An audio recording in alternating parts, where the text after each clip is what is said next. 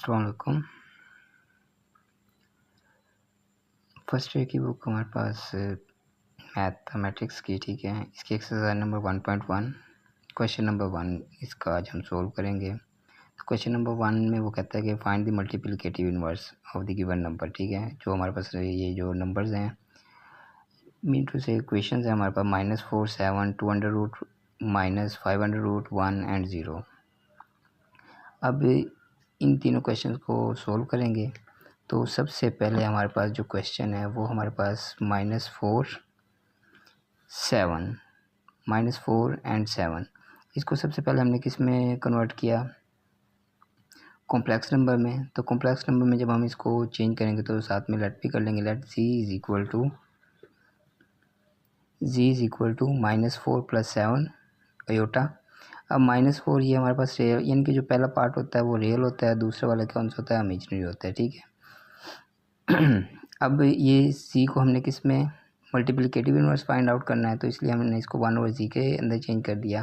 तो जैसे हमने इसको 1/z में चेंज किया तो ये पूरी इक्वेशन भी 1/z के अंदर चेंज हो गई। अब ये जो 1/z बेसिकली हमारे पास क्या होता है, मल्टीप्लिकेटिव इनवर्स होता है, ठीक है। अब इसको मल्टीप्लिकेटिव इनवर्स कहते हैं, ठीक है।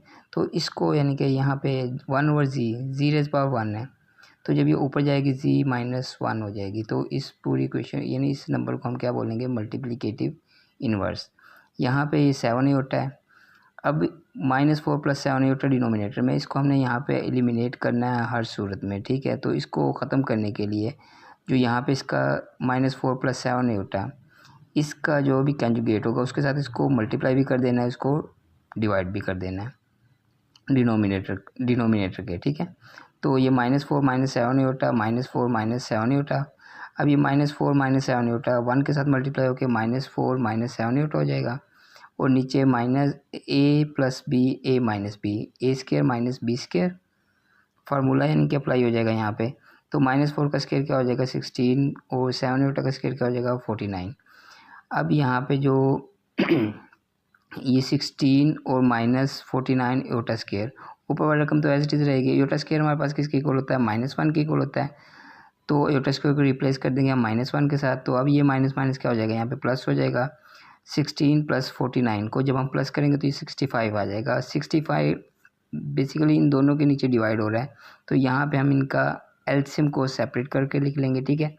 और अगर हमने इसको योटा के बगैर लिखना है तो दोबारा से इसको ब्रैकेट के अंदर इस तरीके से यानी कि इसको यहाँ पे लिख देंगे, ठीक है। तो ये हमारा पहला क्वेश्चन सोल्व हो गया। अब इसी का जो क्वेश्चन नंबर 2 है, इसी का जो